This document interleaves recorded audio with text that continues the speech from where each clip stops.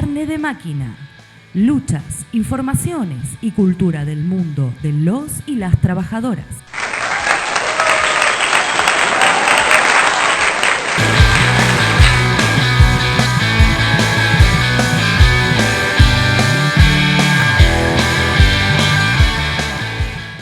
El fin del partido.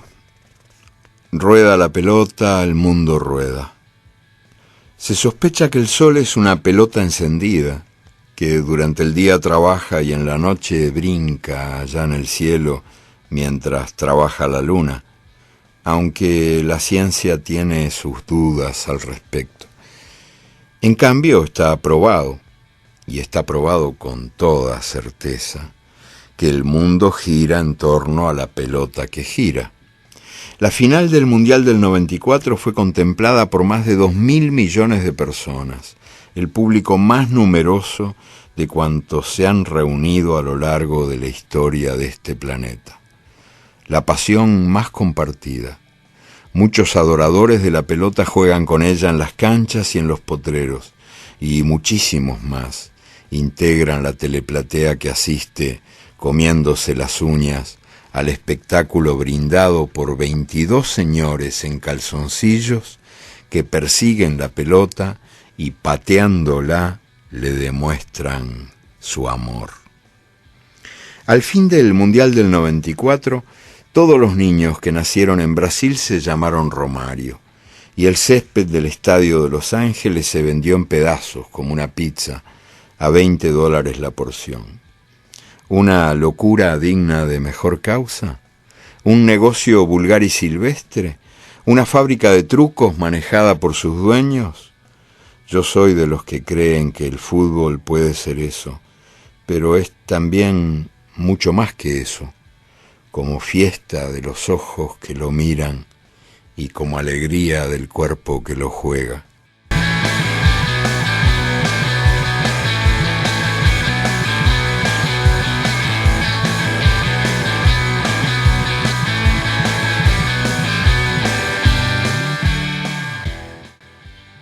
Bienvenidas, bienvenidos. Esto es Carne de Máquina, un programa hecho en producción general por Lito y Flor, en entrevistas de Laura, con la columna semanal de nuestro querido compañero y amigo Raúl, con la participación especial de Mario Mar Medina y de Sol, y con la colaboración de Fede, en nuestro corresponsal en las luchas de Zona Sur, y como siempre, como cada domingo, ¿quién les habla? Sebastián Díaz Infante.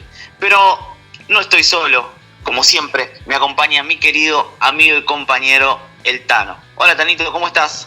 Hola compa, soy el Tano Marrombolá, acá estoy con Seba Díaz Infante en Carne de Máquina. Hoy no está en la mesa Fede Castro, pero seguramente tendremos sus colaboraciones.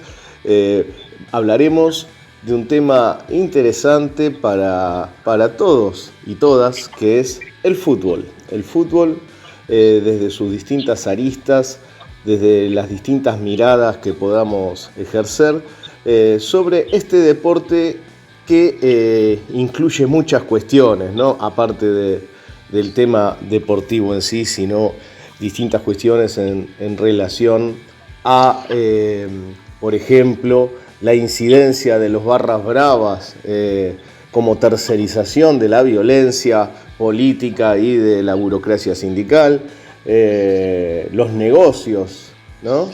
Que hay detrás del fútbol.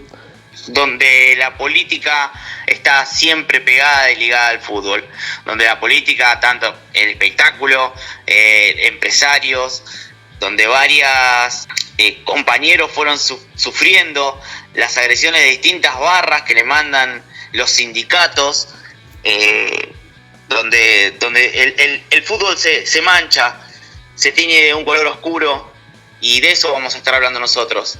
En el medio de nuestro programa van a estar jugando Francia y Polonia por el Mundial, de ese Mundial que viene ya bastante oscuro, viene bastante sucio, donde hubo pérdidas de muchos trabajadores.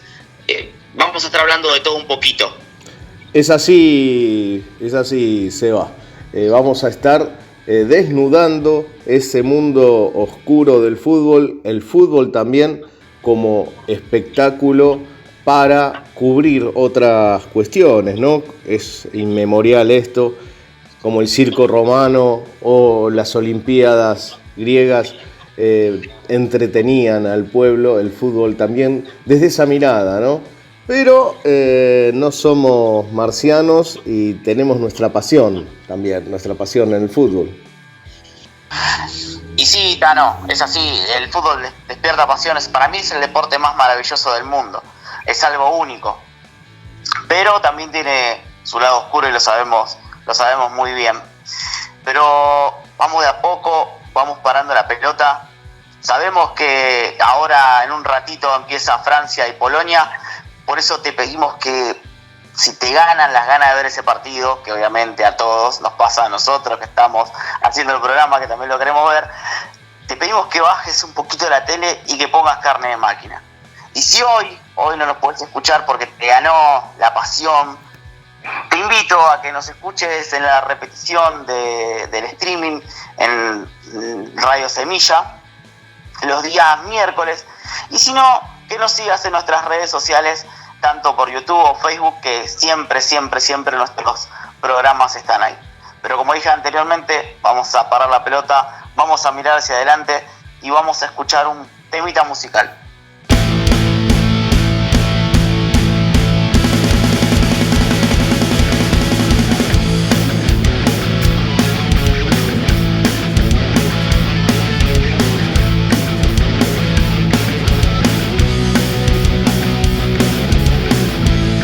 En el campo hace 100 años y ya entonces no me resignaba, y ante el hambre de mis hermanos buscando encontré a otros para pelear.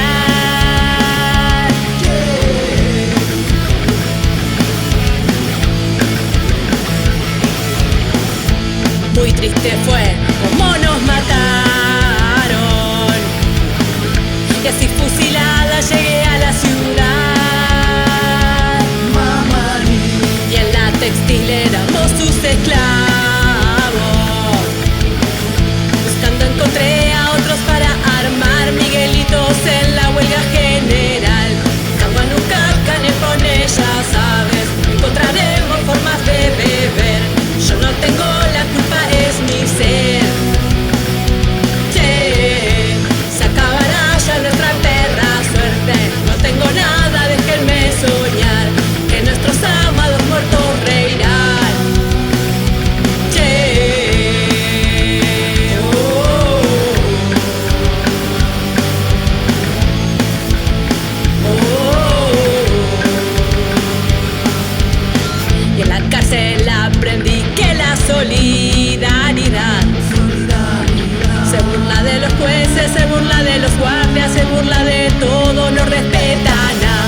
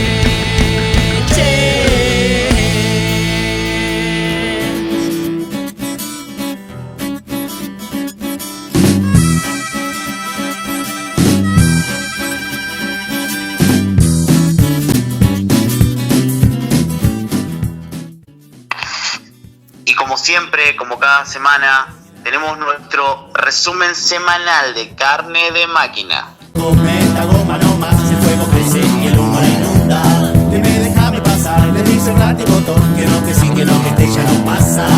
Piquetera, cortando la ruta entera, porque con obedecer no alcanza. Este es el resumen semanal de noticias de Carne de Máquina. 29 de noviembre. El intendente Gustavo Menéndez paga salarios de indigencia a los residentes. En Merlo, los residentes de la salud pública son sometidos a guardias de 1 día y medio por un salario de 196 pesos la hora. Es parte del descuido del sistema público sanitario, sumado a las salitas abandonadas, los hospitales vaciados y consultorios en los que hay que trasnochar en una fila para poder conseguir un turno. 30 de noviembre. La Matanza, Barrio El Tizón. Conflicto en el frigorífico Serivac. Decenas de familias bloquearon el portón principal del establecimiento. Denunciaron pagos en negro y despidos injustificados sin indemnizaciones. Referencian también que los pocos arreglos que algunos trabajadores hicieron fueron incumplidos por la patronal. Ante esta situación, varios de ellos se encadenaron al portón del frigorífico. La Comisión de Mujeres de los Trabajadores puso en pie una olla popular en el acampe, vigilado por una fuerte presencia policial, mientras convocaban a vecinos y organizaciones para apoyar su lucha. 1 de diciembre. Entrevistamos a César Luján, trabajador de Manaos despedido en forma discriminatoria en medio de la pandemia. Reinstalado recientemente a su puesto de trabajo por un fallo de la justicia y producto de una importante campaña solidaria. Megaflex Saint-Gobain sigue incumpliendo la conciliación obligatoria. La empresa, además de no permitir que los 16 despedidos ingresen a su lugar de trabajo, no paga las horas caídas. La empresa hace lo que quiere ante la inacción del Ministerio de Trabajo. Los trabajadores definieron en la asamblea de este viernes 2 de diciembre estado de asamblea permanente hasta que la empresa cumpla con lo que se comprometió en el ministerio el día 25. 2 de diciembre. El Sindicato de los Trabajadores del Neumático puso en pie la biblioteca obrera del sindicato, en perspectiva hacia la construcción de un organismo de formación e investigación del movimiento obrero, con la activa participación en su creación del historiador Hernán Camarero. Desde el sindicato agregaron que dejan abierta a la biblioteca, a la participación y a la colaboración de todos los compañeros y compañeras que quieran brindar su aporte.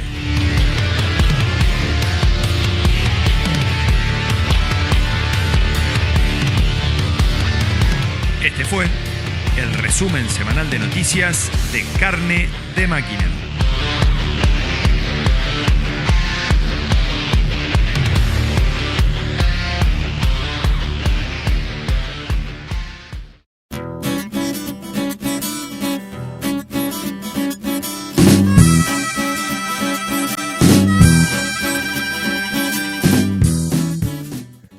Bueno, es imposible no hablar del partido que se jugó ayer. Bueno, tenemos la voz medio rota de gritar y de festejar, ¿no? Era el resultado que estábamos esperando, no era lo que todos queríamos. Sabíamos que no era fácil. Obviamente Australia venía siendo un equipo difícil, un equipo duro, que te gana bien de altura, pero bueno, Argentina estuvo a la altura del partido y logró la clasificación, así que estamos muy muy contentos. Sí, en un mundial donde hay muchas sorpresas, ¿no? Japón, Corea, ¿no? Es muy, muy difícil hoy aventurar un resultado así como así, ¿no? Como que no hay ya monstruos invencibles. Y no nos olvidemos que la raza superior, como dijo el gran Mauricio, quedó afuera, que fue el batacazo, la sorpresa, así que en este mundial no nos puede sorprender nada. Pero Argentina va creciendo, ¿no? De menor a mayor y bueno, la verdad, como decíamos, no somos marcianos y tenemos nuestra pasión y ahí estuvimos gritando.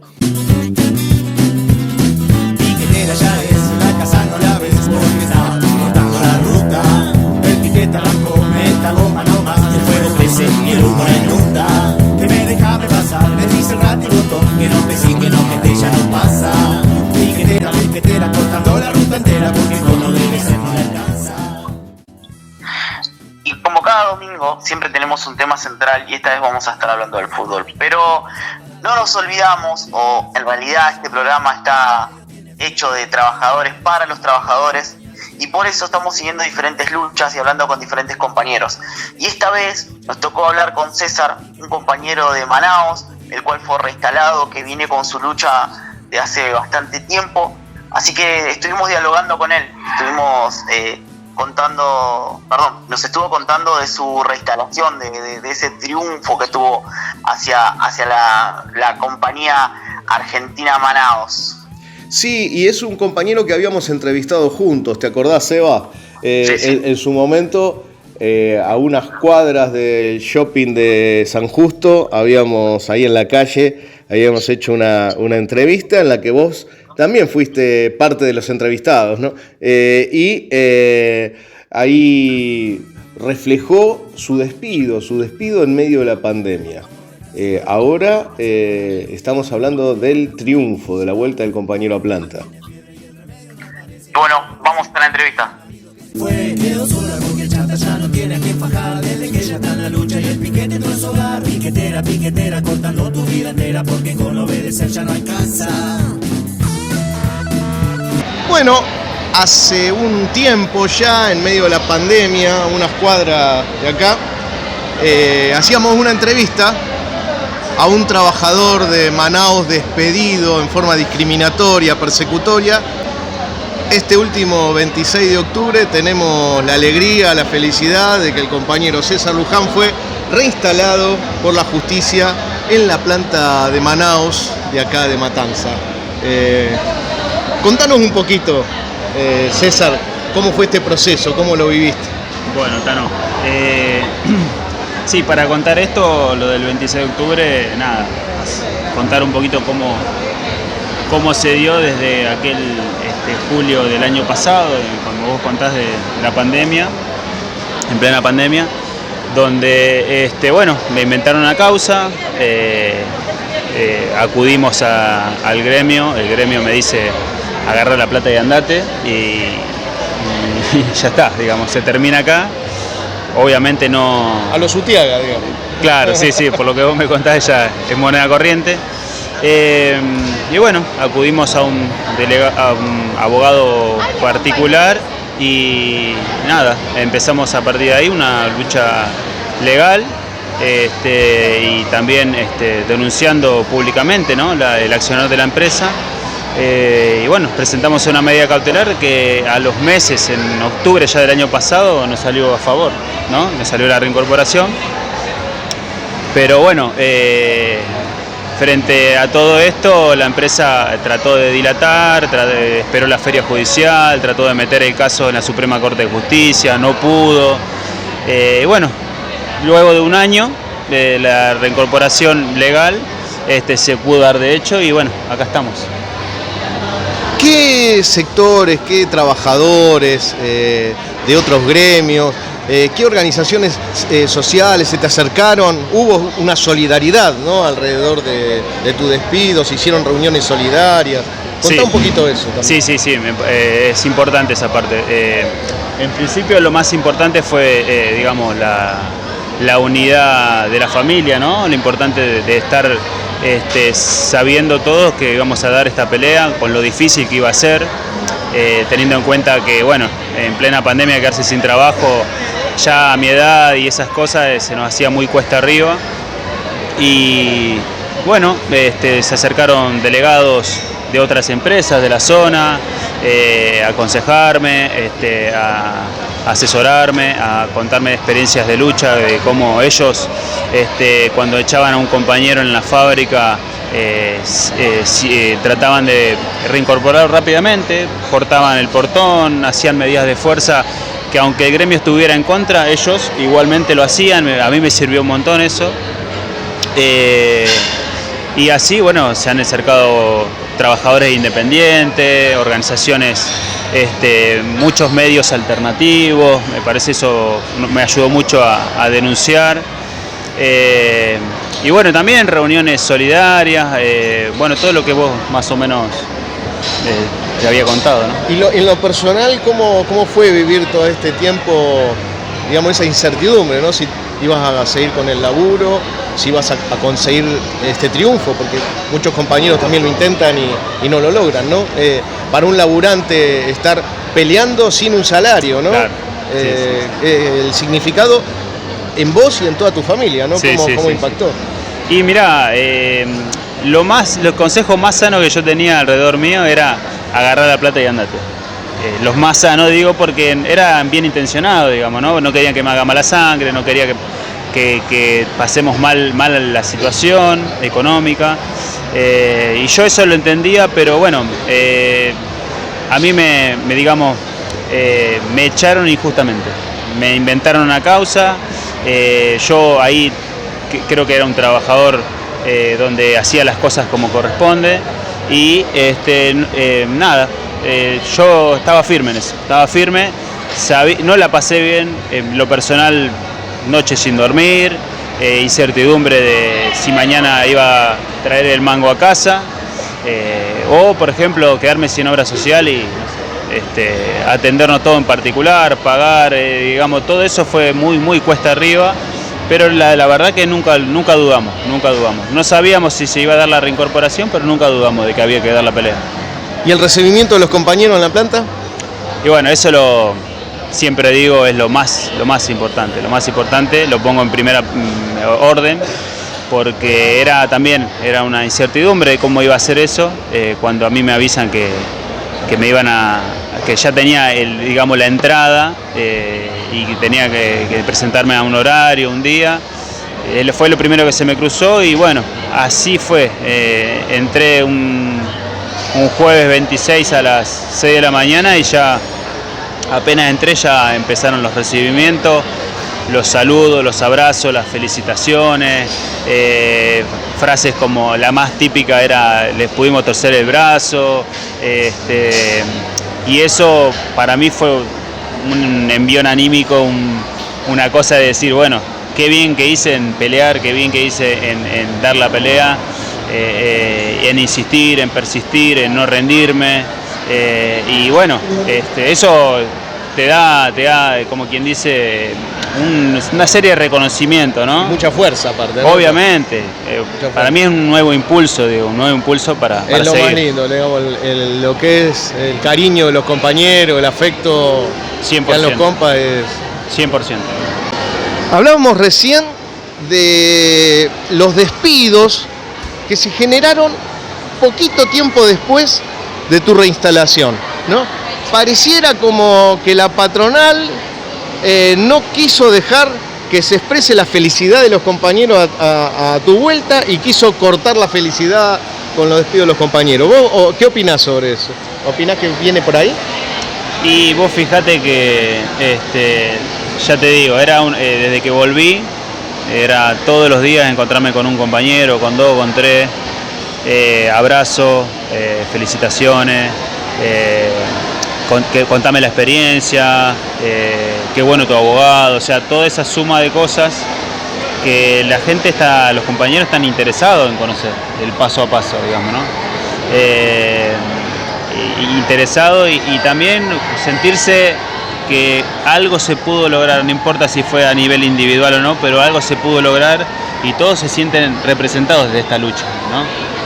Y de repente que aparezcan estos despidos en plena temporada, la única explicación que se le encuentra es cambiar el eje, cambiar digamos, esto que decís vos, la felicidad, el gusto a triunfo por la derrota, el sabor amargo, es decir, otra vez lo mismo y no podemos hacer nada, y está eso, pienso yo que sí, que tiene que ver con que decir, bueno, volvemos de nuevo, estos somos nosotros y esto es Manao y bueno, entonces...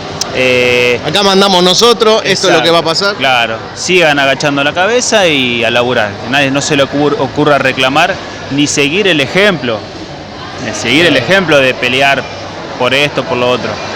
Entonces sí, si le queremos encontrar una explicación, tiene que ser esa. Bueno, esto también es importante para la reflexión porque los compañeros tienen que entender que la patronal entonces le está dando mucha importancia a tu reincorporación. ¿Por qué? Porque es una semilla, una simiente de lucha que puede ser tomada por los compañeros. Y para ir cerrando la entrevista, si vos tuvieras que plantear a muchos compañeros que están peleando por los puestos de trabajo, frente a los despidos, y a los mismos compañeros, ¿no? Hoy que estamos en una situación complicada, ¿no? Porque estamos en una situación de crecimiento económico, mientras el crecimiento lo ven muy pocos, ¿no? La gran mayoría es ajena al crecimiento. Cada vez los salarios son más bajos, cada vez las patronales tienden a achicar las plantas para producir más con menos compañeros. ¿Qué mensaje tenés que darle a los compañeros en esta situación, ¿no? Como laburante consciente que sos. Bueno, gracias por eso. No, yo creo que he aprendido no solo con mi experiencia, sino con lo que fui conociendo, que hay una frase muy conocida, ¿no? Que es: la única lucha que se pierde es la que se abandona, ¿no? Eso para mí es como una guía que ya, digamos, ya está incorporada en uno, y eso es lo que yo transmito, ¿no? Después hacia los compañeros. De hecho, meto acá algo que pasó hace pocos días, ¿no? Despidieron compañeros, no le inventaron causa, pero les dijeron que ya está, que no era nada personal, que reducción de personal y nada más, justamente en el momento donde más producción hay, más ventas hay, y no se entiende, ¿no? Y yo a eso le transmito a los compañeros, que peleen, que hay una puerta abierta, ya con mi reincorporación ya hay una puerta abierta para seguir peleando. Y bueno, y no solo a los compañeros de Manaos, a todos los compañeros que sabemos que hay despido, como yo siempre comparto la que están dando ahora la lucha de Megaflex, los trabajadores despedidos que se están movilizando, y me parece eso, que hay que persistir y que hay que seguir hasta última instancia. Retomo una cosita más, porque vos acabás de nombrar algo que ya me habías dicho, que hubo despidos, 6 despidos en Manaos hace poco tiempo, 6 compañeros. Mirá, te digo la verdad, no hay un número exacto, yo conozco 3 casos, tal vez me equivoque si hay más o menos, porque a veces uno está en un sector determinado. Sí, no te llegas a enterar de todo. Exacto. Y bueno, ahí está la cuestión, ¿no? Siguen, digamos, en esta cuestión de despedir, y no hay resistencia o nadie que se oponga. Estamos hablando que cuando digo nadie me refiero tanto a los delegados como al gremio, ¿no? Desde ahí nada.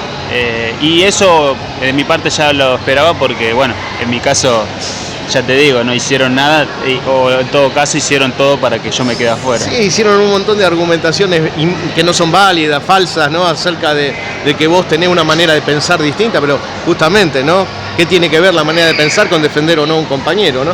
Ahora hubo nuevos despidos, ¿y cuál es el argumento que tienen? No tienen ningún argumento para no defenderlo, ¿no? Exacto.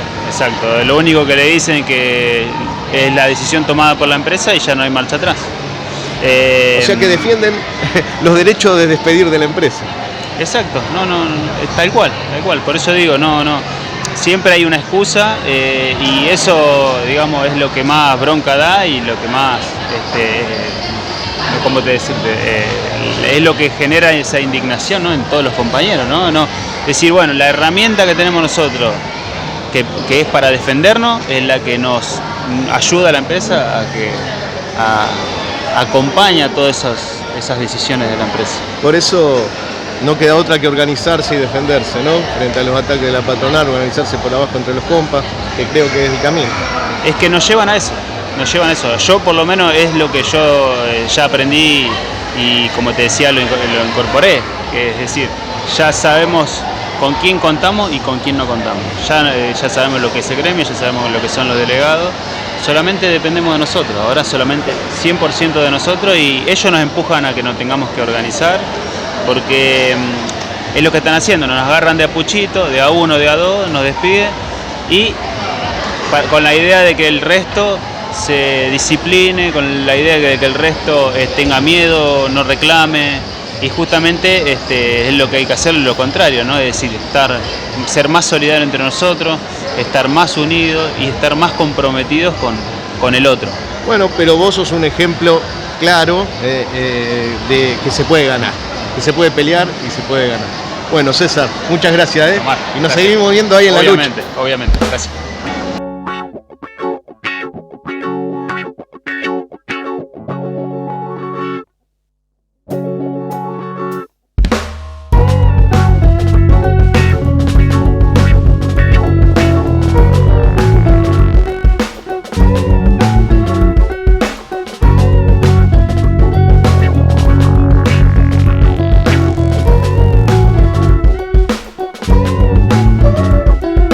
Tengo un vecino que es medio loco, golpea la puerta, golpea la pared. Yo tengo un vecino que está medicado, escucha sonidos, golpea la pared. Yo tengo un vecino que toma droga, se pone del orto, golpea la pared. Tengo un vecino que es medio nazi, consume Manaos, golpea la pared.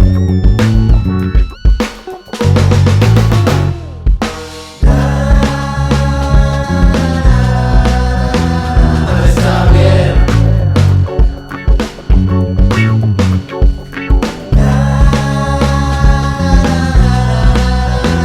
No está bien.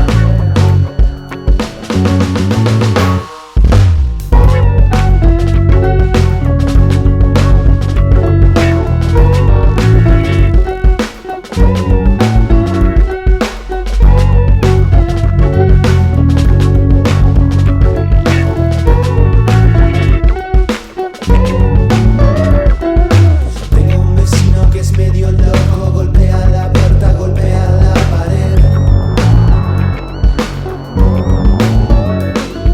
Yo tengo un vecino que está medicado, escucha sonidos, golpea la pared. Yo tengo un vecino que toma droga, se pone del orto, golpea la pared. Tengo un vecino que es medio nazi, consume Manaos, golpea la pared.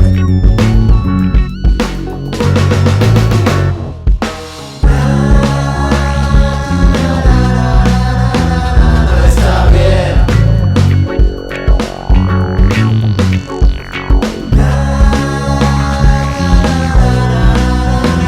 No está bien.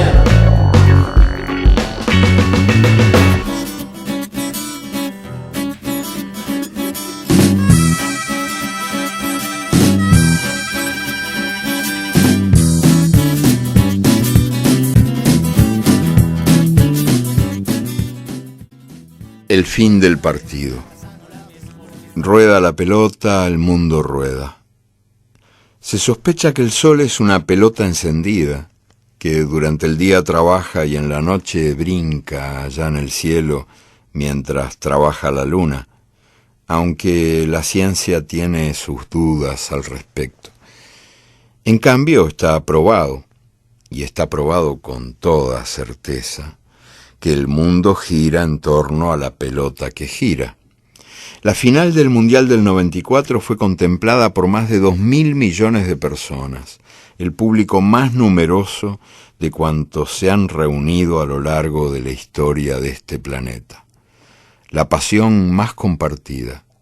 Muchos adoradores de la pelota juegan con ella en las canchas y en los potreros, y muchísimos más integran la teleplatea que asiste, comiéndose las uñas, al espectáculo brindado por 22 señores en calzoncillos que persiguen la pelota y pateándola le demuestran su amor.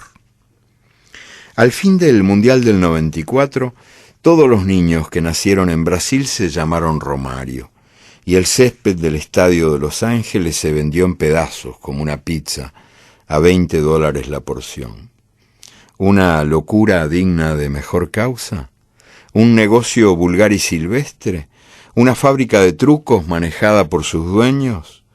Yo soy de los que creen que el fútbol puede ser eso, pero es también mucho más que eso, como fiesta de los ojos que lo miran y como alegría del cuerpo que lo juega.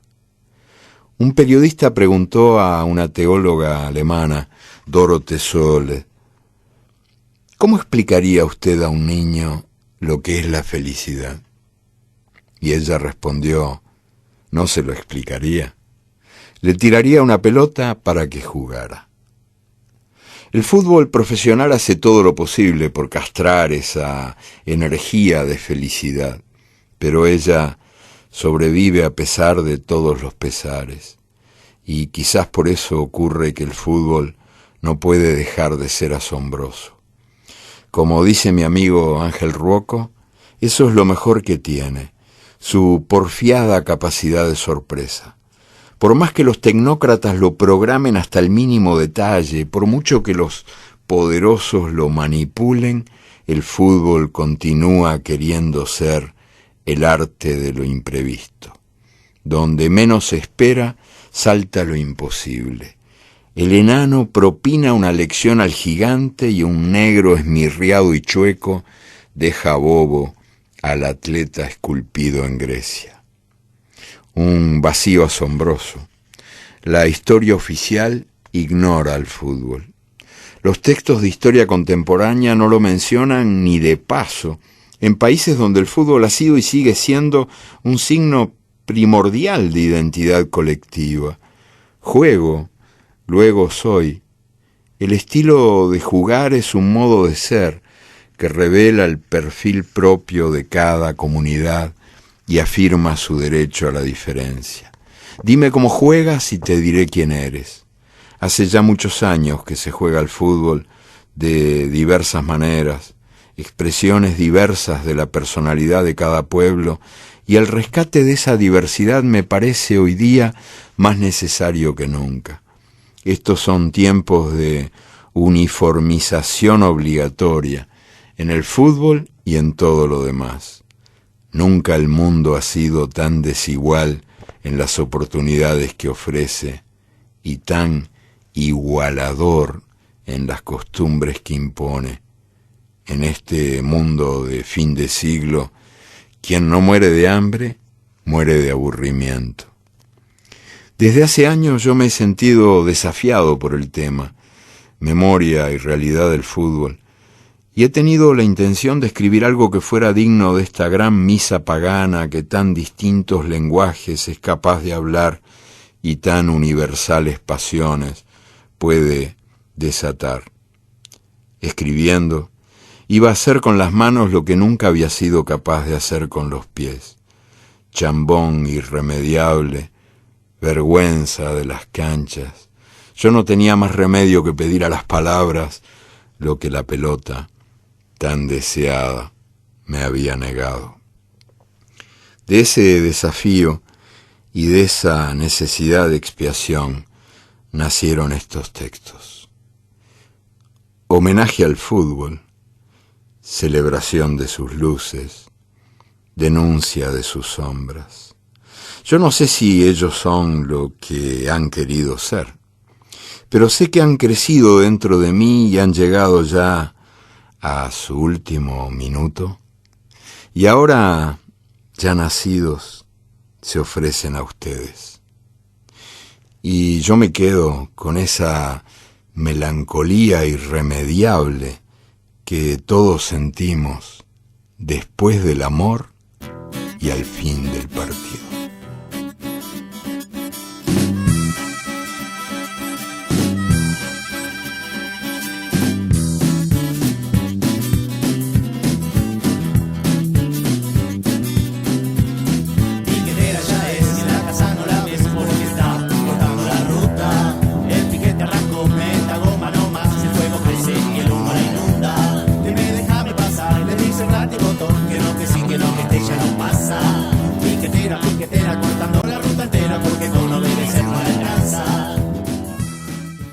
Y después de esta hermosa poesía de Galeano, Vamos a empezar a intercambiar alrededor de nuestro tema, que es el fútbol en todas sus dimensiones, en la pasión, fútbol como entretenimiento de masas para que los gobiernos puedan ejecutar sus planes, el fútbol como guarida de barras bravas que son mano de obra tercerizada de la represión estatal y de la burocracia sindical, el fútbol como negocio asqueroso y, bueno, todo lo hermoso y lo horrible que tiene el fútbol. Vuelvo a lo mismo que dije al principio, es el deporte más maravilloso del mundo, pero que muchas veces se tiñe de negro. Se tiñe de negro en todo sentido, desde perder la vida dentro de un estadio, como pasó hace muy pero muy poquito con el hincha de Gimnasia, tras la represión de Bernie, tras la represión de la policía de Bernie en el estadio de Gimnasia de La Plata, hasta los arreglos corruptos que hacen para disputar un torneo, como pasa en este momento en el Mundial de Qatar, donde hay muchos hechos de corrupción dentro de este Mundial. Un Mundial que ya viene manchado desde el principio, desde el momento que se hacen las elecciones, donde el príncipe catarí o la familia catarí, una de las principales familias proveedoras de gas, de petróleo, fue sobornando para que el mundial, este mundial que se está disputando ahora, se juegue ahí. Un país extremadamente pequeño, un país que no tiene historia futbolística nula, por así decirlo, donde fue muy extraña la elección, pero que tenía un beneficio para ellos. ¿Cuál era? El demostrar que Qatar era un país ordenado. Pero esto no pasa solamente desde ahora, esto viene desde los inicios de la FIFA, junto con los gobiernos de facto, con los gobiernos fachos. Si no, para traer a la memoria que en el 34, cuando se juega el Mundial, se hace en Italia. Se hace en Italia bajo el poder de Mussolini. Y en ese momento, el que era presidente de la FIFA decía la siguiente frase: Italia es un país ordenado. Así lo decía, literalmente. Pero esto no lo decía solamente él, sino que en el 78, cuando se hace el Mundial acá en Argentina, Avalanche decía exactamente lo mismo. Decía exactamente lo mismo cuando a 3 cuadras de la cancha de River en la ESMA estaban torturando y matando a los compañeros desaparecidos. Entonces esto no viene desde ahora, no es ni de hoy ni de ayer. Esto viene de hace muchísimo tiempo, donde la corrupta FIFA está a la orden del día para hacer sus negocios. A todo esto, cuando se hizo la elección para designar el Mundial, hubo un gran interés de Francia para que se haga ahí el Mundial. ¿Por qué Francia? ¿Por qué tenía ese interés tan importante? Lo que pasa que la familia catarí le ofreció salvar al Paris Saint-Germain. Entonces se reunieron Platini, se reunieron el presidente del París en ese momento con este catarí, y él les ofreció eso, salvar a ese equipo y ponerlo en las grandes ligas, en las grandes competencias, dejando de ser la sombra de lo que era el Mónaco, por ejemplo, en su momento. Aparece el París y de un momento para otro empezó a fichar grandes jugadores, empezó a ganar la Liga de Francia y empezó a tener la notoriedad que tiene hoy en día, donde, por ejemplo, contrataron a Messi. Algo que no es nada menor, cuando Messi abandonó el Barcelona de toda su vida. Entonces, le habían ofrecido esto a Francia, decirle, bueno, yo te salvo y te pongo a el París como el mejor equipo del mundo, pero quiero que vos me des tu voto en ese momento estaba Platini, para que el Mundial se haga en Qatar. Y así fue, se designó Qatar, que era algo impensado y lógico, superando a Estados Unidos y a Japón en esa elección.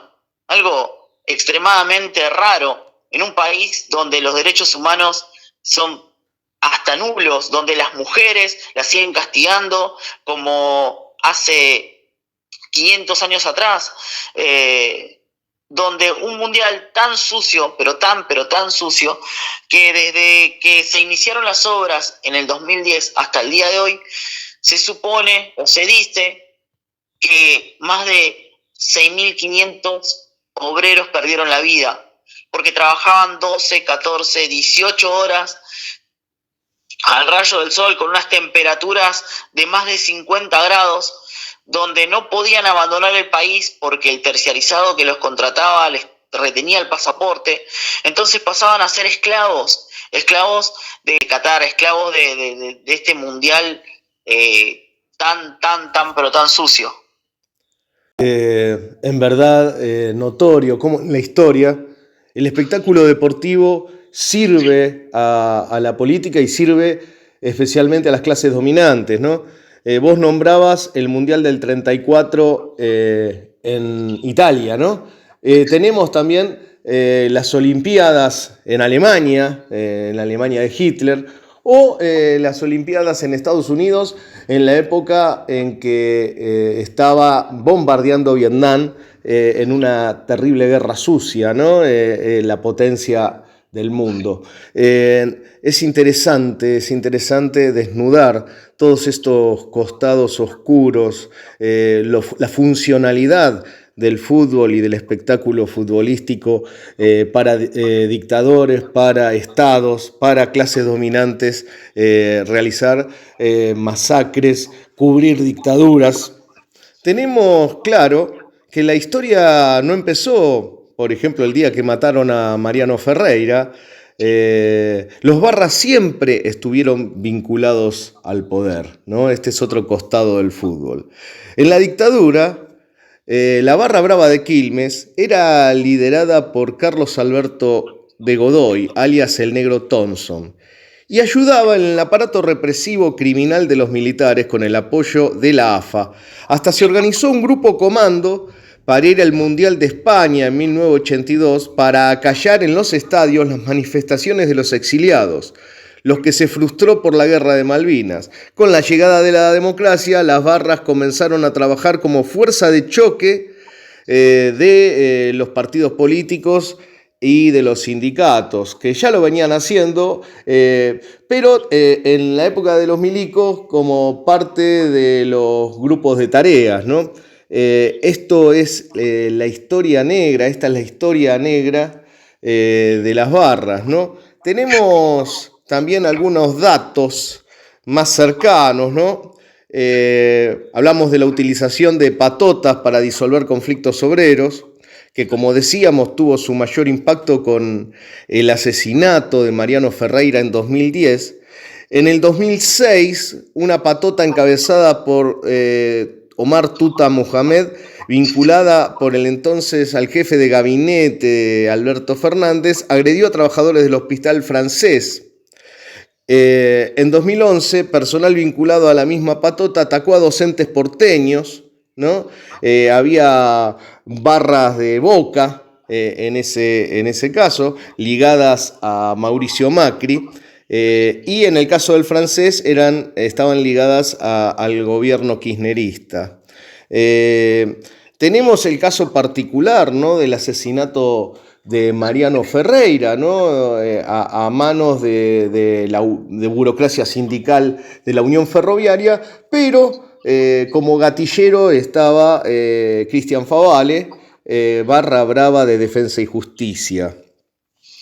En ese caso también estaban implicados justamente Pablo Díaz, delegado de la Unión Ferroviaria, que junto al gallego Fernández eran una línea de mando de Pedraza, ¿no? Tenemos el ataque a los trabajadores de Dana del autopartista Dana por parte de la Barra Brava de Chacarita y el intento de desalojo a los trabajadores de Bosch por parte de la misma Barra Brava. En el caso del frigorífico Ecocarnes, fueron agredidos los trabajadores por una barra brava ligada a Fantini, que es el dirigente de la federación, que quería obligarlos a afiliarse a su federación a los laburantes, ¿no?, que habían votado en contra. Bueno, tenemos también en el marco del 2001 todo el accionar de Barra Bravas junto a los intendentes en el conurbano bonaerense. En el caso de Merlo, tenemos la Barra Brava de Deportivo Merlo, los hermanos Valenzuela, ¿no?, que pegaban para Otacé y que le rompieron la cabeza a los asambleístas en Merlo en el marco de las movilizaciones que se dieron luego del 2001. Bueno, este marco es simple y llanamente la tercerización de la violencia, donde los políticos no pueden apelar a la policía para no quedar expuestos, tercerizan la represión estatal por medio de estas bandas armadas, ¿no? Está absolutamente claro cómo los sindicatos a veces necesitan la utilización de esta mano de obra para la represión, como lo hizo, por ejemplo, la Federación Aceitera anterior a los compañeros que hoy están en la Federación, con una barra de un club de Necochea, en ese famoso plenario donde los trabajadores lograron bajar a la burocracia sindical, pero tuvieron que bancarse la represión primero de este sector, de este club de Necochea, y luego de la misma patota de la Federación Aceitera de aquel tiempo. Gracias a bancar, los laburantes lograron recuperar la federación y los sindicatos aceiteros. Es muy interesante esta línea de investigación que la vamos a seguir y para poder trazar un mapa de la relación entre barras bravas de clubes, dirigentes políticos y dirigentes sindicales.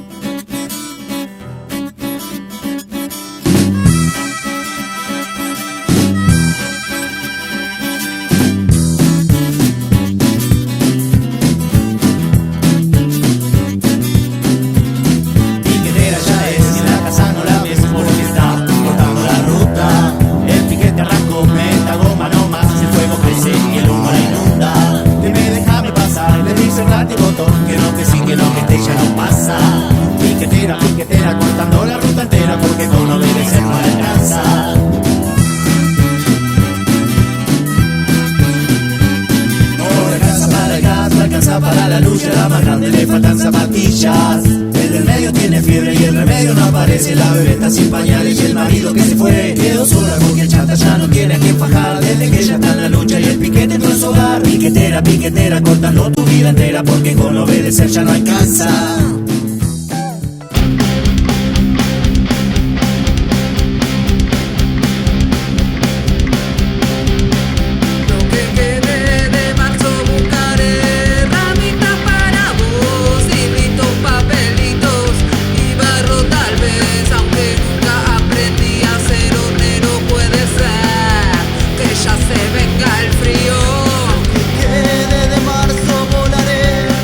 Por última vez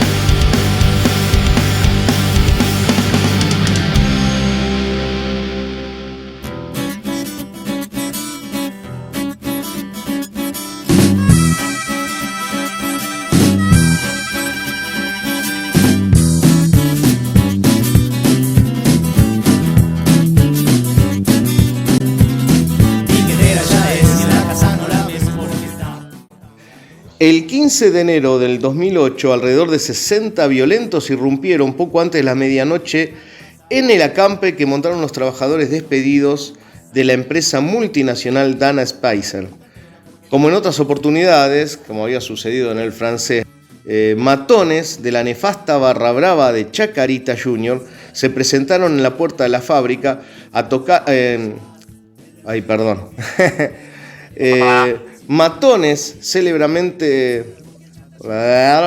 Matones de la nefasta barra brava de Chacarita se presentaron en la puerta de la fábrica, atacaron a los obreros con cuchillos y navajas, robaron pertenencias e incendiaron un automóvil. Como consecuencia del feroz ataque, un trabajador debió ser internado en el polo sanitario con 7 puntadas, lo recuerdo muy bien, era un compañero que era delegado, ¿no? Otros fueron heridos leves, pero vamos desnudando algunas acciones de las barras bravas en favor de los empresarios, ¿no? Financiadas por los empresarios y por la burocracia en aquel tiempo, de la burocracia sindical del ESMATA.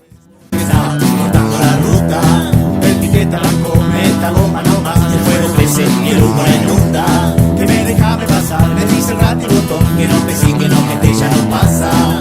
Piquetera, cortando la ruta entera, porque no debe ser, no le alcanza. Cuando hablamos de equipos argentinos, siempre hablamos de Boca, de River, de Racing, de Independiente. Pero realmente esos equipos tenían solamente jugadores argentinos, los famosos llamados criollos. No. El primer equipo argentino, totalmente argentino o totalmente criollo en su momento, fue Argentino de Quilmes. Sí, el Mate. Ellos fueron los primeros en crear un equipo exclusivamente para los criollos, para los argentinos, porque en ese momento estaba Quilmes, que era Quilmes Athletic Club. Ese es nuestro primer equipo bien nacional, bien argentino. El segundo en Sudamérica, porque el primero de todos siempre fue Nacional. Nacional fue el primer equipo criollo sin ingleses que empezaron a jugar al fútbol.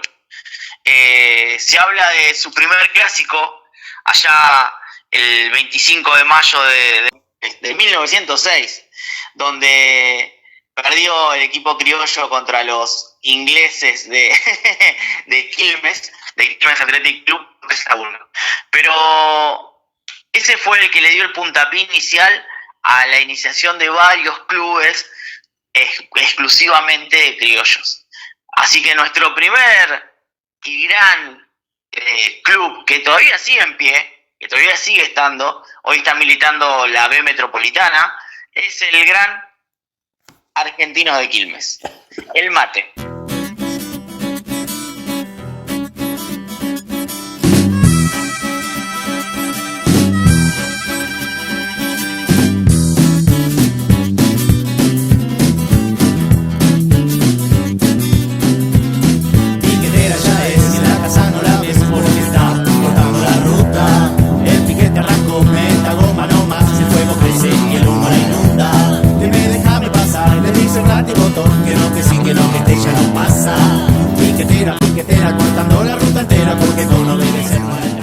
Estamos hablando de los inicios de los clubes deportivos acá en Argentina. Tienen una historia muy interesante, una historia arraigada en esa clase obrera europea, inmigrante, que traía consigo las ideas anarquistas, socialistas y comunistas, y que fue parte moldeadora, parte constructora de este movimiento obrero argentino que tuvo su recorrido.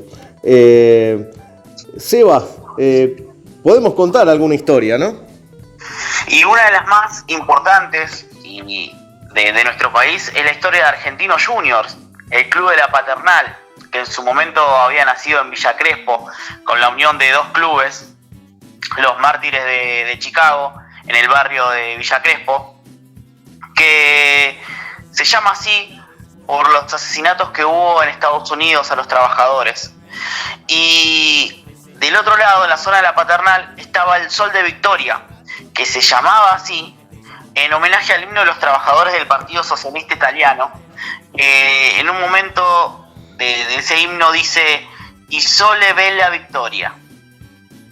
Ambos clubes compartían el barrio y también compartían la persecución policial, entonces decidieron unirse, juntarse y fundar este no club, porque ellos no lo llaman club, ellos lo llamaron una asociación, porque ahí podían debatir sobre anarquismo, sobre socialismo, sin ser perseguidos, y decidieron tomar el color rojo en su bandera debido a esto.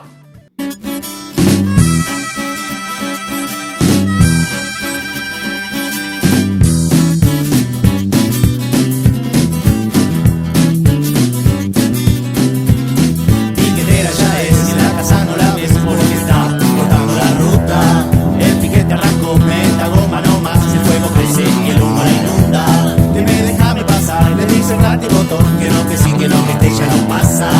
Piquetera, piquetera, cortando la ruta.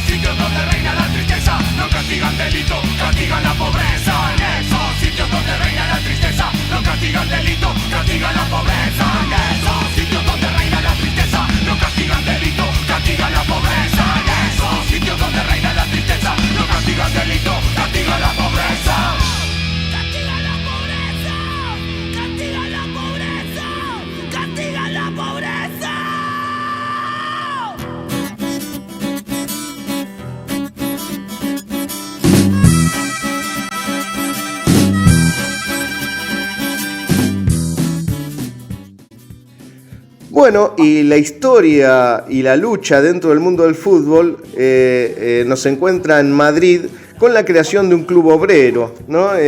Estamos hablando del Rayo Vallecano, que se funda en 1924. En 1931 se crea en España la Federación Obrera del Fútbol, donde participa el Rayo hasta el inicio de la Guerra Civil Española.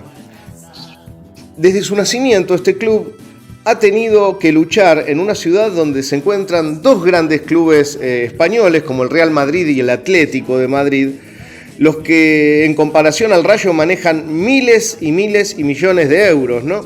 Pero esto, junto a su afición, es justamente lo que lo hace diferente dentro de la clase obrera española y del mundo. Y a pesar de no tener grandes títulos dentro de lo deportivo, cuentan con una gran admiración, como su misma afición lo dice: pequeño en lo deportivo, grande en sus valores, que viva el Rayo de la clase obrera. En los últimos años, y producto de una gran crisis económica que viene viviendo Europa, ha tenido que sufrir desahucios, miles de familias quedaron en las calles sin trabajo y obreros se han quitado la vida por no tener con qué mantener a sus familias. Este sufrimiento, el Rayo no se quedó afuera. No, es muy conocida la historia de la ayuda que se le dio a Carmen Martínez Ayuso, de 85 años, a quien la habían sacado de su casa en noviembre del 2012, después de que su hijo, de quien Carmen fue aval, no pudiese seguir pagándole un préstamo al banco. El entrenador del club, Paco Gemes, se comprometió con la causa a través de estas palabras: nosotros no nos vamos a quedar parados, vamos a ayudar a esta señora, no solo yo, sino el cuerpo técnico y los jugadores. Vamos a ayudarle y echarle una mano para que encuentre un sitio para que pueda vivir dignamente y no se sienta sola. Esta acción del club, no solamente del entrenador, no solamente de los jugadores, sino de la hinchada del Rayo Vallecano, ¿no? Que lograron que Carmen tenga un lugar donde vivir.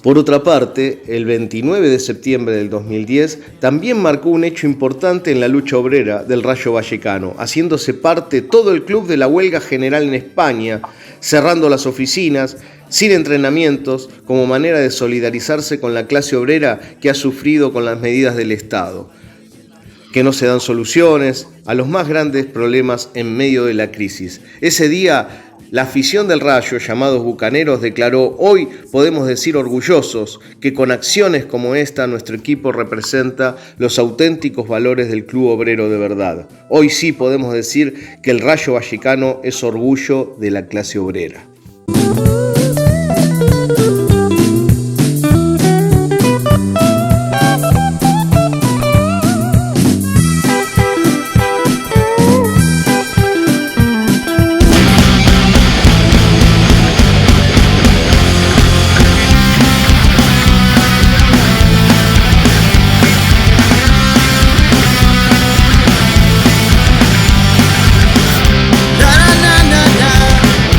Un buen matanero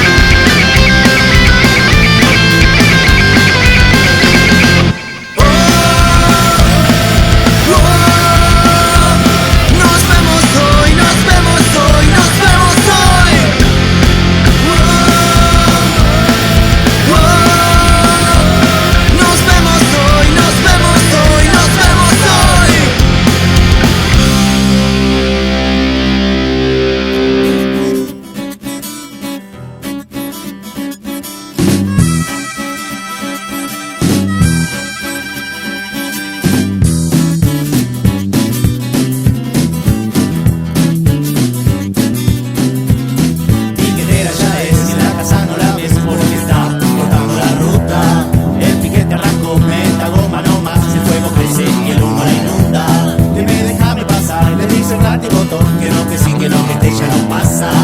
Piquetera, piquetera, cortando la ruta entera, porque todo no debe ser para alcanza. En la zona roja de Hamburgo hay un club que se define como antirracista, antifascista y antihomofóbico. En las tribunas se ven las banderas del Che. También es seguido por bandas de punk, por prostitutas y sobre todo por obreros. Estamos hablando del St. Pauli, que es un club, para llamarlo dentro de la normativa, raro. ¿Pero por qué raro? Porque dentro del fútbol está mal visto la homosexualidad. Y este club, su presidente, fue el primero en declararse homosexual y apoyar la lucha de los homosexuales dentro del fútbol. A su vez, varios de los jugadores participan en las brigadas de solidaridad de la revolución sandinista, y muchos, o la gran mayoría, cuando hacen pretemporada, la hacen en Cuba. Sí, en Cuba. Se van desde Alemania a Cuba a realizar la pretemporada. A su vez, su camiseta dice: ama al St. Pauli y odia al racismo. Las camisetas se venden sin número. ¿Para qué? Para que no haya individualismo.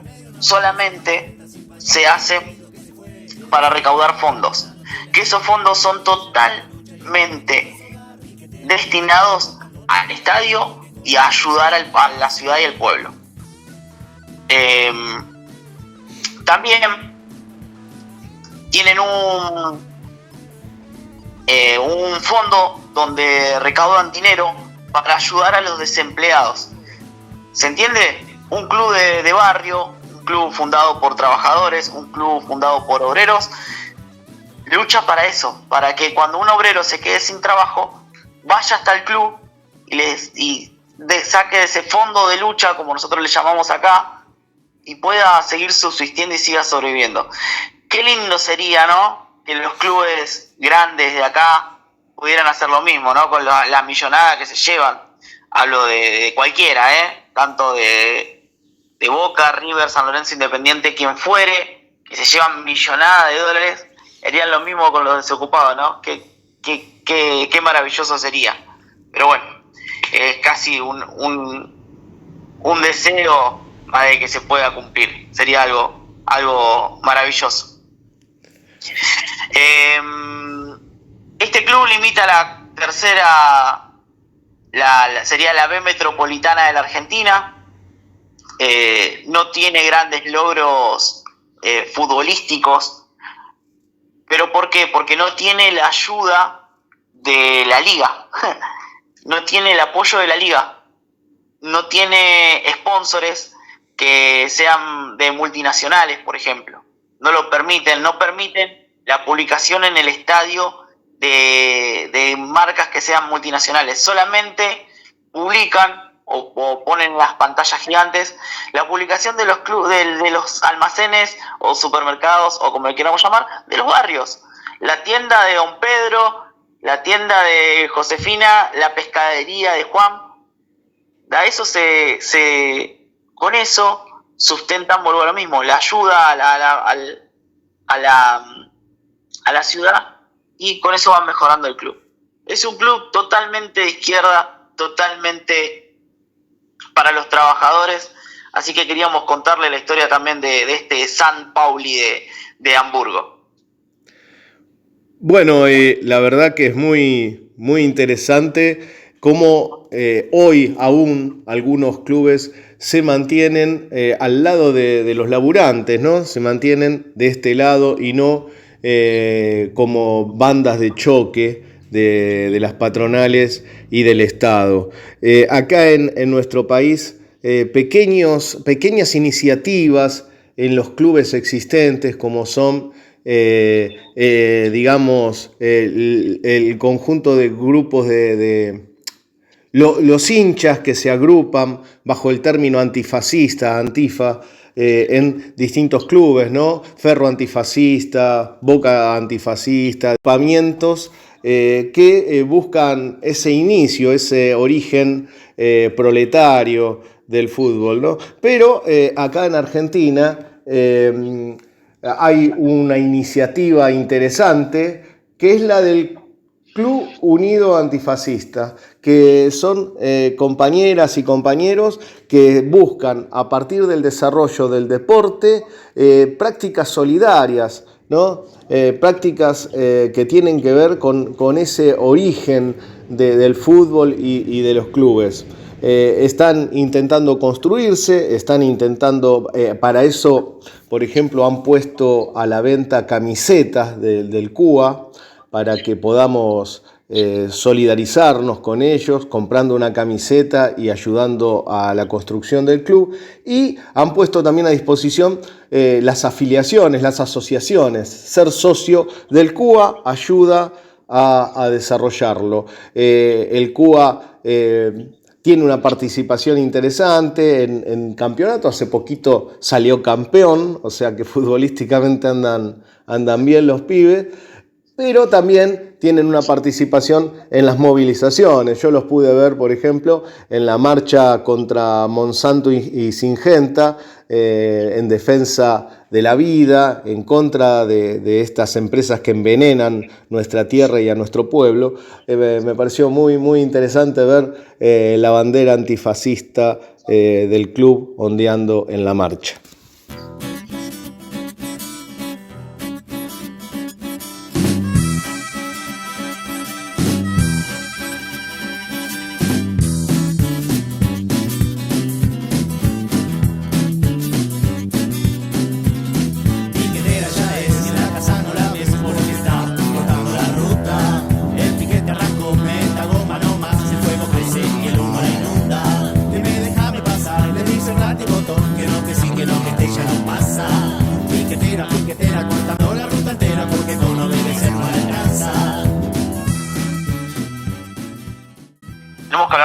También de Gri Calviño, una metalúrgica de zona sur de Varela, donde los trabajadores estuvieron luchando contra la patronal, y la patronal les mandó a la policía y la barra brava de Defensa y Justicia. Y lo peor de todo es que los agregan como trabajadores dentro de la planta. Eso es terrible. Despidieron a los compañeros y le dieron trabajo, vamos a ponerlo entre comillas, eso, a los barras de defensa. ¿Es así, Tano? Es así. Una planta que queda en Florencio Varela, trabajadores luchando en contra de la flexibilización que quería imponer la patronal. Venían luchando el cuerpo delegado junto a los compañeros, junto a los trabajadores. Todo termina con alrededor de 40 activistas y delegados despedidos. Borraron a la comisión interna de la planta y la planta quedó tomada por la policía y por los barras bravas. Para mantener el control y para evitar que los compañeros que quedaron adentro se solidaricen con los que estaban afuera, los barras fueron tomados por la empresa, una empresa que fabrica torres para la energía eólica. Tomaron a los barras y están en la línea, los barras armados, controlando a los compañeros que trabajan. Esto es la esencia de la tercerización de la violencia por parte del empresariado, ¿no? Que utilizan a los barras. La burocracia sindical fue cómplice de esto, ¿no? No hizo nada la UOM de Quilmes, la UOM seccional Quilmes no hizo nada frente a esto, ni el Barba Gutiérrez, y lamentablemente la conducción que renovó la directiva en la seccional Quilmes tampoco. Miraron para otro lado frente al despido de los compañeros y la toma de la planta por la policía y los barras bravas.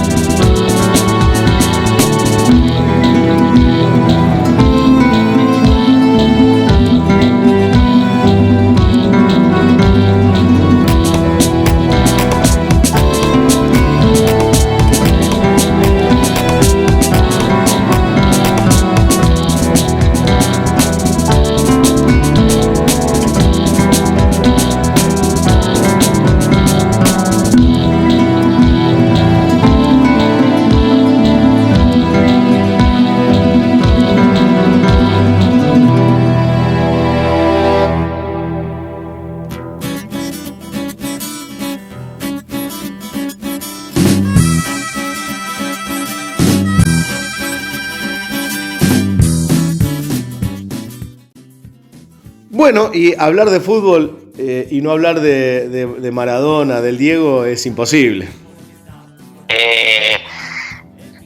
Odiados por muchos, amados por muchísimos más, ¿no? Pero el Diego era así, era controversial, era complicado. Obviamente dentro de la cancha dejaba la vida por los colores, amaba la celeste y blanca, de eso no cabe ninguna duda, pero tenía sus controversias. Pero era un tipo que, como dijo en varias notas, y lo han dicho una vez que estaba enojado, que él tenía que entrar a tribunales y estaban los jubilados, y dijo, ¿cómo no voy a estar a favor de los jubilados? Yo siempre voy a estar a favor de los jubilados. Entonces, cuando los jubilados estaban pidiendo aumento, el Diego era así, era único.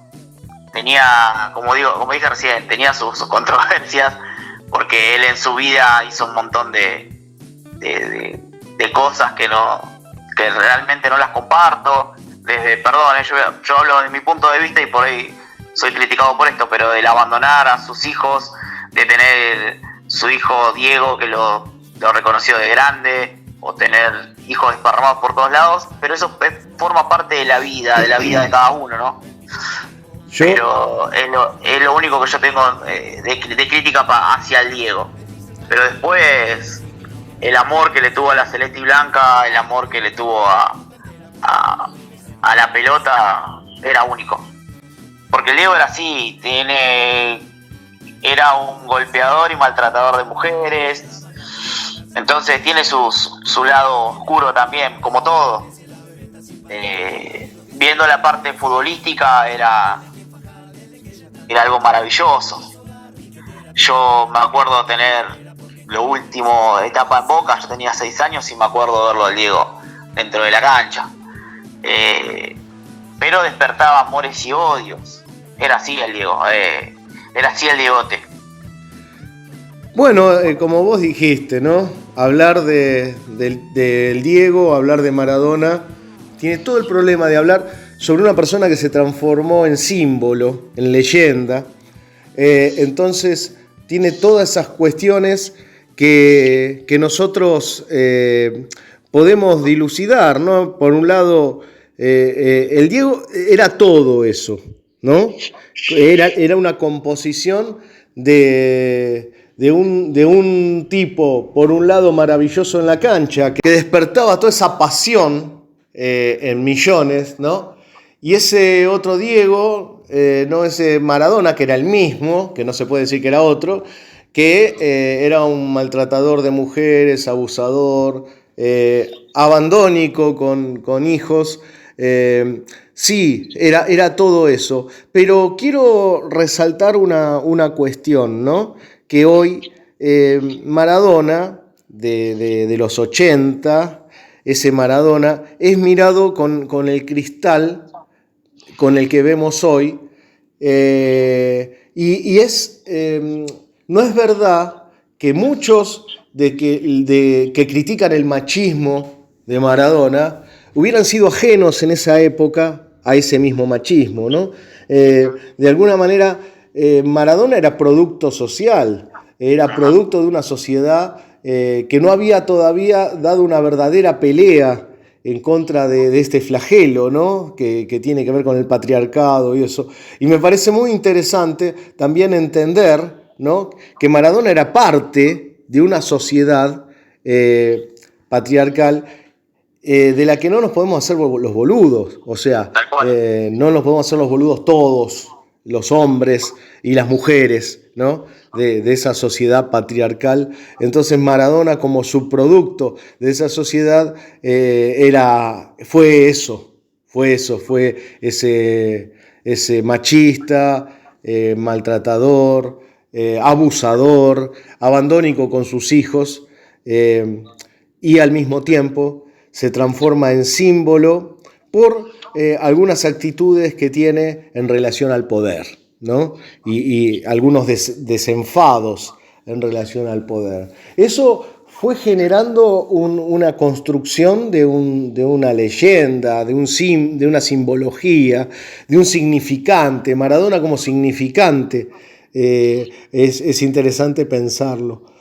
Por eso es muy complejo el fenómeno del Diego, que uno muchas veces disocia, ¿no? Y dice el Diego, el amor del pueblo, así es el Diego, disociado de todas estas oscuridades, ¿no? Tal cual, Dan. Tal cual. Me pasa lo mismo, salvando el deporte, ¿no? Que son dos cosas totalmente diferentes. Me pasa lo mismo con Monzón. Tengo ese... Sé que estamos hablando de fútbol, pero se me viene la imagen de Monzón a la cabeza. Un campeón mundial, una persona que miles de argentinos o millones de argentinos se levantaban para mirar, o sea, acostaban tarde para ver sus peleas, donde lo que hacíamos, era el ídolo máximo de la Argentina, y termina con un femicidio,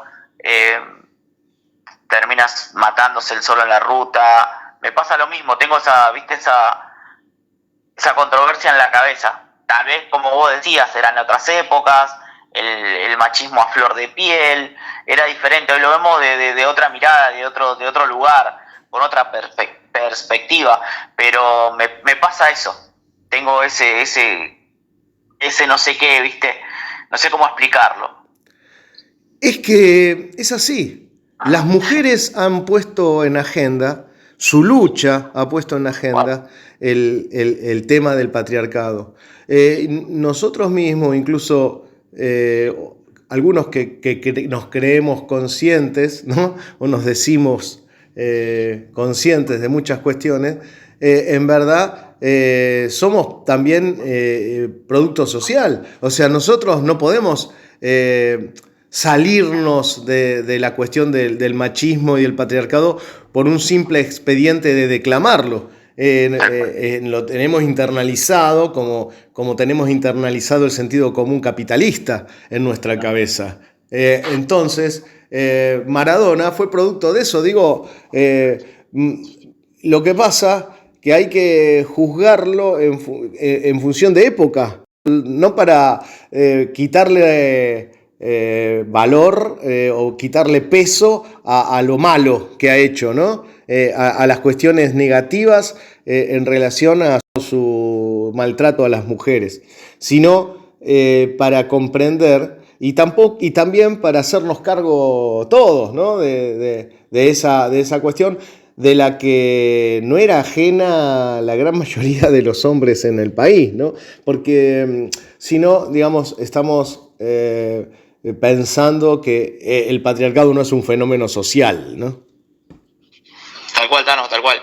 Y ahora me remonto a lo que está pasando hoy en Qatar, ese país donde lo que nosotros, como hablaste recién, de los 80 están viviendo ahora, donde la mujer es golpeada, donde la mujer es castigada, donde la mujer, si una mujer se enviuda y se quiere volver a casar o tiene otra pareja, está castigada a latigazos o hasta la pena de muerte. Esas cosas, por eso hablamos del negocio del fútbol, que vale más el dinero que la vida de las personas, que la vida de las mujeres, y es como retroceder en el tiempo, donde no avanzan, donde no avanza en ese sentido, y lo estamos viendo y se sabe de todo y nadie hace nada, se tapa todo, es como el gato cuando hace las cagadas, que la tapa su propia mierda. Entonces eso me pasa, tengo esa controversia, ese pensamiento en la cabeza. Es difícil, es duro, pero yo creo que eso es lo que tendríamos que se tendría que dar más a la luz y demostrar lo que pasó con esta chica siria, que por tener mal el velo la terminaron matando. Perdón, no era en Siria, era en Irán, creo que fue, que la terminaron matando. Algo ilógico, algo impensado. Vamos avanzando tanto y esto es retroceder. Cada vez vamos retrocediendo más y más y más. Y pienso en eso y se me viene a la cabeza que el mundial tapa todo. Pienso en los femicidios, que cada vez hay más, que en vez de que todos los años sea menor, es al contrario, todos los años aumenta. La verdad es terrible lo que está pasando. Eso me pasa, Tano. Se me vienen un montón de cosas a la cabeza, ¿viste? Y hablando del fútbol que cada vez está más machista, por más que me quieran imponer de que haya un mundial de mujeres, de que ¿Cuánto tiempo tuvieron que esperar para profesionalizar a las jugadoras? ¿Por qué es diferente el sueldo de una jugadora al de un jugador? Solamente por ser el hecho de ser varón. Son muchas cosas las que se me vienen a la cabeza. No solamente en el fútbol, obviamente. Pasa en todo ámbito de la vida. Sabemos que las mujeres ganaron mucho o no. Empezaron a ocupar su lugar, no ganaron, porque en realidad es el lugar que a ellas les corresponde. Pero lamentablemente siempre van por un costado, no van recto. No sé cómo explicarlo para que se entienda. Está clarísimo lo que plantea Seba, ¿no? Cómo de alguna manera el fútbol ligado al negocio capitalista y el capitalismo ligado al patriarcado, ¿no? Es todo parte de un mismo combo. Pero no quería dejar de plantear, porque esta sección estamos hablando del Diego, no quería dejar de plantear una cosa para que quede claro. No le estoy bajando el precio al machismo y a las cosas terribles que Maradona realizó, sino tratar de poner en contexto de una sociedad enferma de la que Maradona era parte, ¿no? Eso es simple, y de la que nos tenemos que hacer cargo, repito, todos, porque cuando Maradona embarazaba a una mujer, la abandonaba, la golpeaba, cosas por el estilo, los medios de comunicación lo felicitaban, ¿no? Era el Diego, era el Dios, ¿no? Y era Dios todopoderoso y Dios puede hacer cualquier cosa.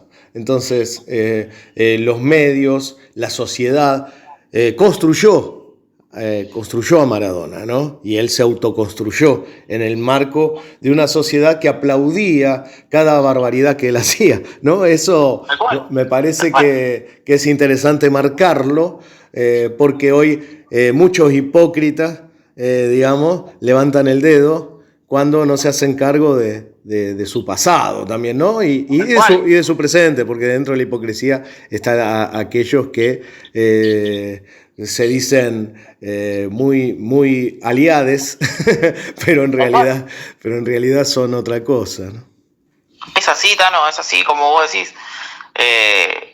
Muchos de los que, perdón, va a sonar feo y es una triste realidad, muchos de los que antes cagaban a palo a las mujeres ahora te hablan con él. Sí, y marchan, incluso marchan. Entonces, y en el marco más amplio político, ¿no? De una punta al otro de los marcos, de los colores políticos, ¿no? Desde la izquierda a la derecha, de la derecha a la izquierda, tenemos, porque el machismo es un tema social del que no escapamos, por más que ideológicamente querramos marcar que nosotros estamos por fuera, y no es así, ¿eh? No es así. Bueno, sigamos con el programa y sigamos con un tema musical. ¿Vamos las bandas? Vamos las bandas.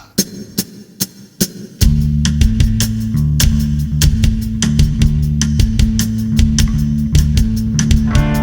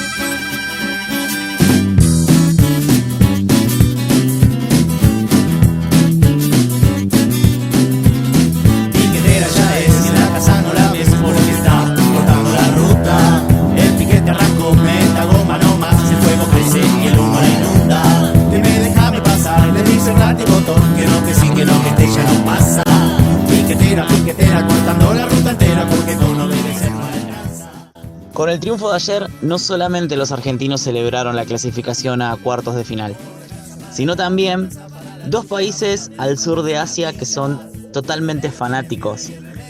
Festejaron el triunfo más que si fuera propio. Pero principalmente uno, o no, mejor dicho, los dos, sienten ese fervor y ese fanatismo hacia la selección que tiene una explicación. No es así porque sí. Estamos hablando de Bangladesh y de la India. Más que nada Bangladesh es un país pequeño, pero densamente poblado, tiene 150 millones de habitantes, de los cuales antes de su independencia estaban bajo el poder o bajo el Imperio Británico. Esto se debe a que en 1947 pasaron a tener su libertad, tanto la India como Bangladesh, pero pasaron a ser parte del pueblo pakistaní. Y como lucha a todo esto, Bangladesh y la India tomaron el fútbol como una forma de protesta. Y vuelvo a lo mismo, ¿por qué tanto fanatismo? ¿Qué pasó? ¿Qué hubo para que estén tan enamorados de la celeste y blanca? Resulta que el primer mundial que pudieron ver los bengalíes fue el del 86. Fue el de Diego, el de Maradona, que le ganó con aquel famoso gol de la mano y con esa gambeta mágica, con ese barrilete cósmico que le dio el triunfo a la Argentina 2-1. Y la Argentina se convirtió para ellos en un símbolo de lucha contra la colonización. A esto se le sumó la guerra de Malvinas, y que todo el mundo obviamente lo supo, y Bangladesh estuvo siempre en contra y lo declaró ante la ONU, que estaban en contra de la guerra de Malvinas y del Imperio Británico con la posesión de las islas. A su vez, quedaron totalmente enamorados del Diego. ¿Por qué? Porque empezaron a conocer su historia, de un muchachito de Caraza, de un muchachito de barrio, que con su gambeta, con su zurda mágica, logró derribar ese imperialismo. Entonces, para ellos, tener un ídolo pobre, por así decirlo, fue lo que más lo enamoró de los colores. Así que piensen que millones y millones de bengalíes y partes de la India festejan cada triunfo argentino como si fuera nuestro. Y es un pequeño dato de color, pero tiene que ver con todo. Tiene que ver esa lucha contra el imperialismo. Por eso, los bengalíes a las 3 de la mañana salieron con sus banderas, salieron con sus motos, salieron con sus camisetas a festejar este triunfo celeste y blanco, y tiñeron sus calles, sus veredas, sus casas, todo de celeste y blanco. Yo creo que estamos a tiempo de darle el nombre a una calle, se tiene que llamar Bangladesh, por favor, urgente, urgente, urgente, urgente.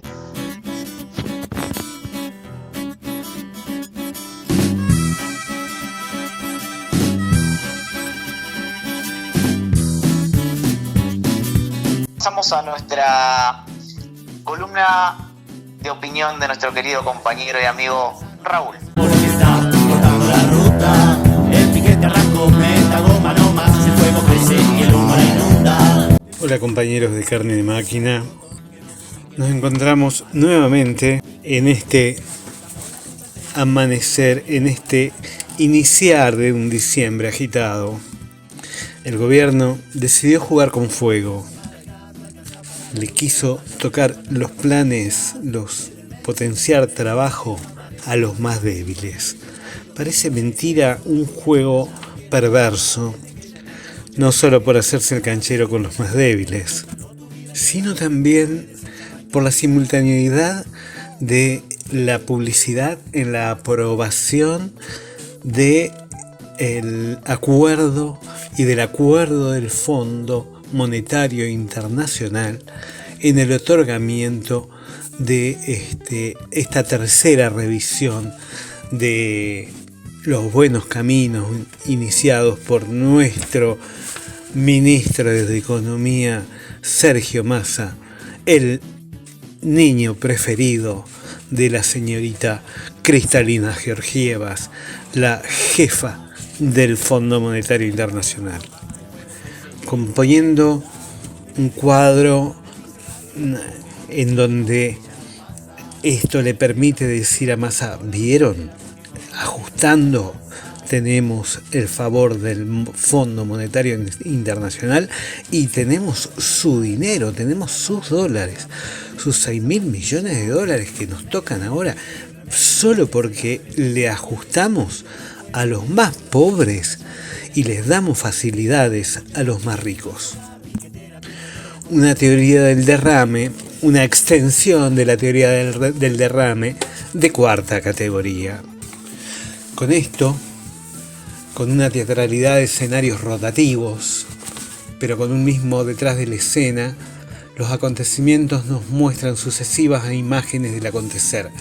Un teatro además que transcurre al borde de precipicios, donde los peligros acechan, si es que nos pretenden espectadores, y los peligros no acechan para todos, acechan para los más pobres, acechan para los laburantes, porque esos somos los que corremos peligro de distintos peligros, de que no nos alcance la guita para morfar, desde que desfinancian las obras sociales y no podés hacerte los estudios para saber si tenés cáncer o no, de que el sacrosanto pago de la deuda, el sacrosanto pago de nuestras deudas, el sacrosanto pago de toda la mierda en que nos han puesto, requiere de glifosato y envenenamiento, requiere de que hagan bolsa el territorio de vaca muerta.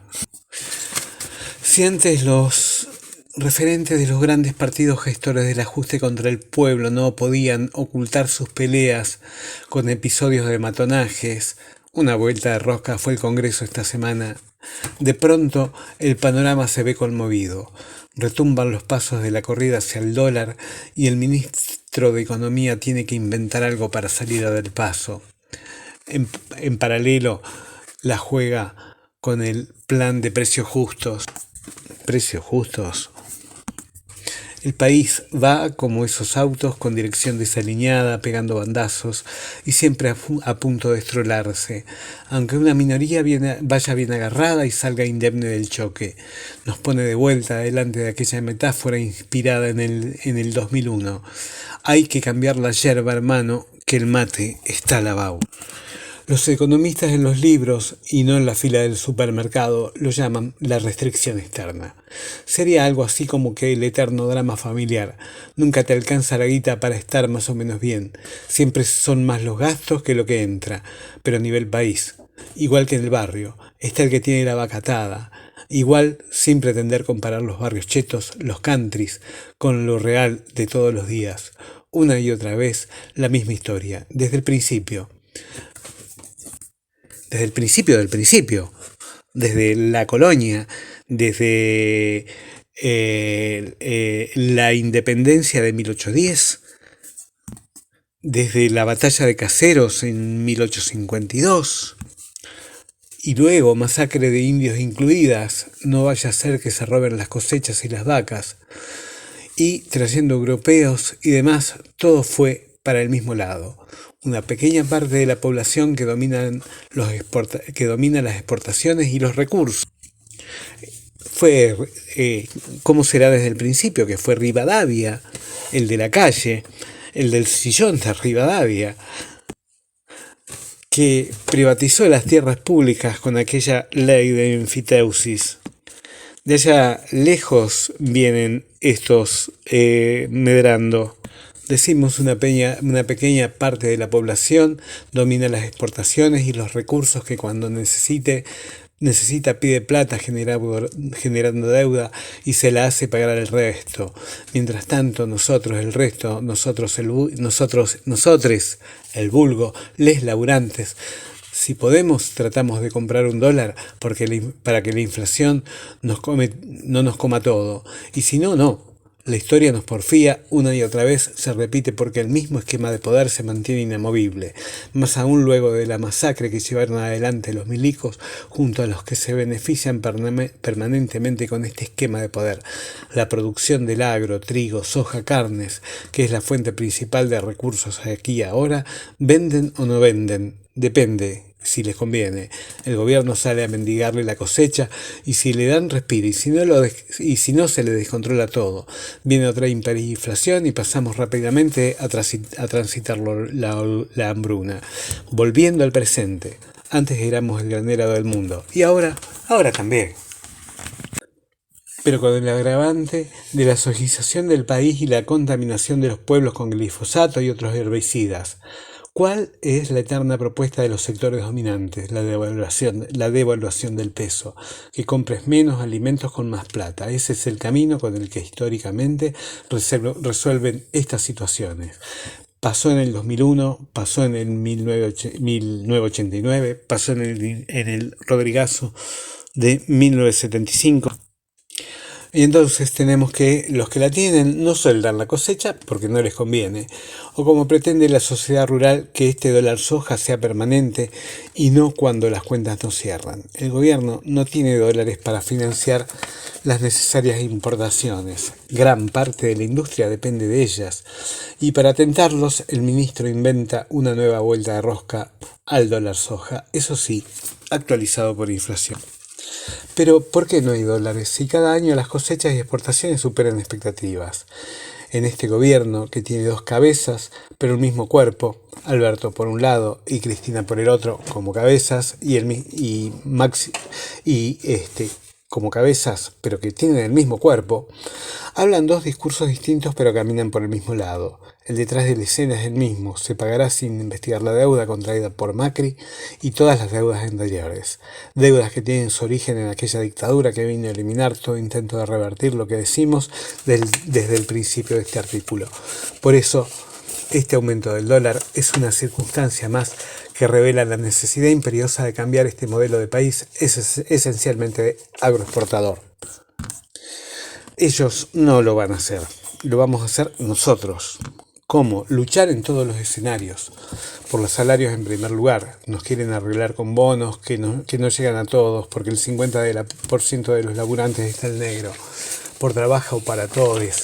Invirtiendo en grandes programas de vivienda, por salud para todos, invirtiendo en hospitales y salitas en salario digno para médicos y enfermeros, por educación de calidad para todos, en escuelas dignas y salario docente, igual a la canasta familiar con un solo cargo. Ahí tendría que ir a parar la guita de las cosechas mientras vamos armando otro diseño que no requiera el modelo que ellos plantean de agronegocio.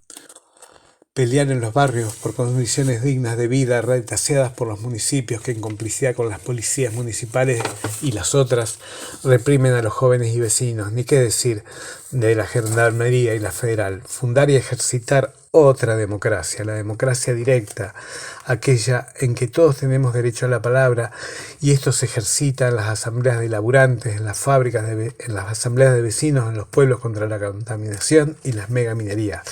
Pero en definitiva, foguearnos en la lucha, porque la lucha es por el poder central, el del Estado, defendido por su ejército, su policía, su constitución y su aparato judicial. Y estos están para servir a los ricos y sus proyectos. Vamos, ya levantemos la mirada. Mientras tanto, el fútbol nos ofrece distintas ilusiones. En las hinchadas vemos personalidades que peregrinaron hasta el Golfo Pérsico y muestran sus afinidades, alianzas e intereses. El Mundial, como dice Carlos Pañi, presta un servicio extraordinario a la vida nacional. Es obsceno. Toda la mierda está junta ahí, no pueden evitar y se muestran en las canchas porque no pueden zafar de la pasión futbolera.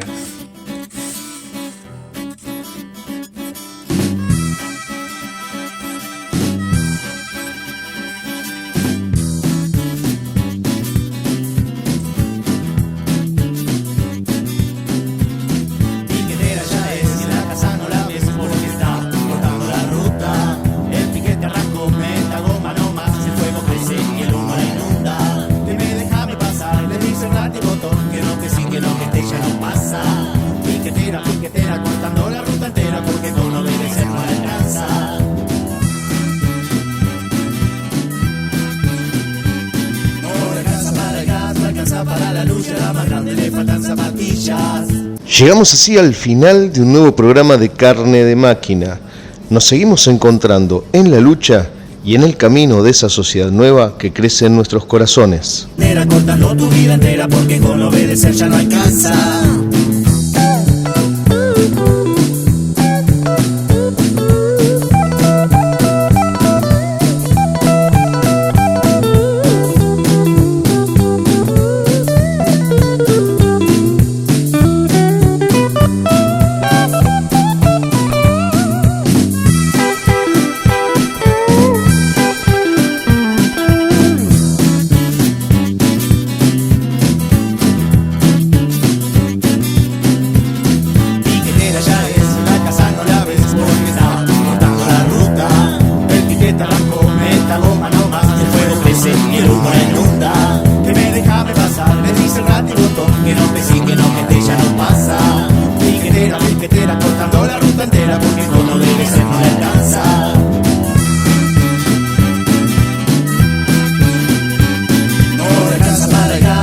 Para la lucha, la más grande le faltan zapatillas. El del medio tiene fiebre y el remedio no aparece. La bebé está sin pañales y el marido que se fue quedó sola porque el chanta ya no tiene a quien fajar. Desde que ella está en la lucha y el piquete entró en su hogar. Piquetera, piquetera, cortando tu vida entera porque con obedecer ya no alcanza.